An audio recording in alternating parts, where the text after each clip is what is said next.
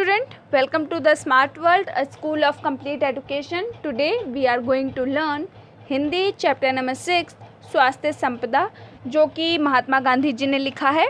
उनके बारे में परिचय है। उनका जन्म 2 अक्टूबर 1869 में पोरबंदर गुजरात में हुआ है। उनकी मृत्यु 30 जनवरी 1948 में हुई है। उनका परिचय है। आप राष्ट्रपति की उपाधि से जाने जाते हैं।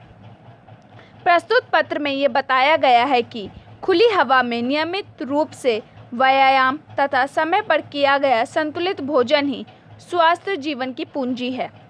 तो ये पत्र है। चिरंजीवी जमुना लाल, तुम्हारा पत्र अभी मेरे हाथ लगा, सुना और उसका जवाब लिख रहा हूँ।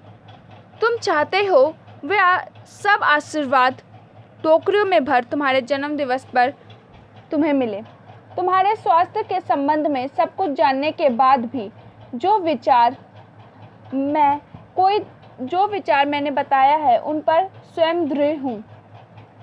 तुमको अपने खर्च से भोजन प्राप्त करने की छुट्टी मिल सके तो उसे प्राप्त करने में कोई दोष नहीं समझता। शरीर को एक अमानत समझकर यथासंभव उसकी रक्षा करना रक्षक का धर्म है।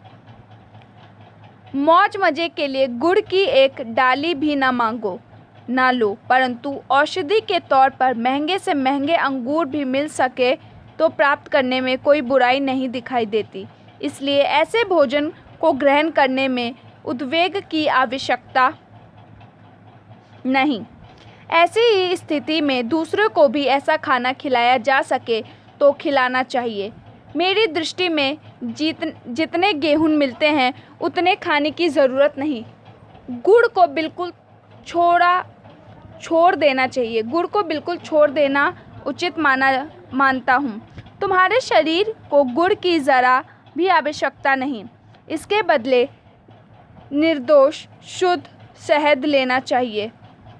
अधिक अच्छा है, परंतु जब तक मीठे फल मिल सकते हैं उसकी भी ज़रूरत नहीं। दूध की मात्रा बढ़ाना अच्छा है। जैतून के तेल की जगह मक्खन लेते हो, यह ठीक ही है। मक्खन में जो विटामिन होते हैं वे जैतून के तेल में नहीं होते।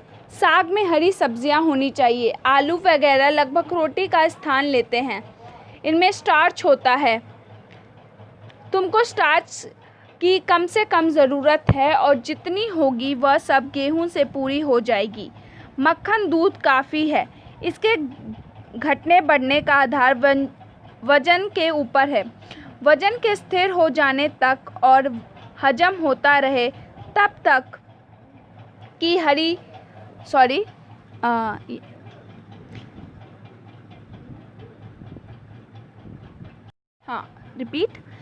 तब तक की सब्जियां, फूल गोभी, पत्ता गोभी, बिना बीज की सेम, बैगन, इन सब की गिनती अच्छी हरी सब्जियों में होती है। गेहूं का आटा चोकर मिला हुआ होना चाहिए। यदि गेहूं बिल्कुल साफ करके पिसा गया हो तो उसका कोई भी अंश नहीं फेंकना चाहिए। फल में ताज़े अंगूर, मौसम्बी, संतरा, अनार, सेब, अनानास लेना योग्य है। आजकल जो प्रयोग अमेरिका में हो रहे हैं उससे मालूम होता है कि एक ही साथ बहुत सी चीज़ें नहीं मिला देनी चाहिए। फल अकेला ही खाने से उसके गुण बढ़ते हैं। भूखे पेट खाना तो सर्वोत्तम है। अंग्रेजी में कहावत है कि सुबह का फल सोना है और दोपहर का चांदी है। इसलिए फल खाना अकेले फल का होना चाहिए। क्या तुम सुबह गर्म पानी पीते हो? सुबह गर्म पानी पियो तो हर्ज नहीं। तुमको 24 घंटे खुली हवा में रहने की इजाज़त मिल सकती हो तो लेनी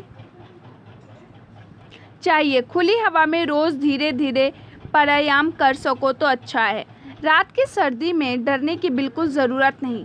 कंबल गले तक अच्छी तरह ओढ़ लिया हो और सिर तथा कान पर कपड़ा लपेट लो तो फिर कोई हानि नहीं। 24 घंटे शुद्ध से शुद्ध हवा श्वास के लिए फेफड़ों में जाए, यह अति आवश्यक है। सुबह की धूप सहन हो सके तो इस तरह शरीर को खुली हवा में जितना खुला रख सको उतना रखना चाहिए। माधव जी की गाड़ी तो ठीक चल ही रही है। वहाँ जो साथी रहते हैं और वो आवे सो हम तीनों का यथा योग्य आशीर्वाद पाएं। बापू के आशीर्वाद। तो दोस्तों ये रहा जो कि महात्मा गांधी जी ने जमनालाल को लिखा एक पत्र में कि उन्हें अपने स्वास्थ्य पे कैसे ध्यान देना चाहिए, हरी सब्जियां खानी चाहिए, फल खाने चाहिए और खाली पेट खाए फल, तो ये ज़्यादा मतलब ज़्यादा हेल्दी रहता है, अच्छे न्यूट्रिशन मिलते हैं। और इंग्लिश में कहावत भी जैसे उन्होंने बताया कि अगर हम सुबह का फल खाएंगे तो वो सोने के बराबर होगा और दोपहर को खाएंगे शाम को तो चांदी के बराबर रहेगा। और बताया भी कि मक्खन हमारी ज़िंदगी में कितना ज़रूरी है, ये सब सब्जियां, खुली हवा लेना चाहिए, हमें नियमित तौर पे व्यायाम करना चाहिए कि हमारा शरीर हेल्दी रहे, अच्छे से रहे, निरोग ना रहे, कोई भी बीमारी हमें ना लगे।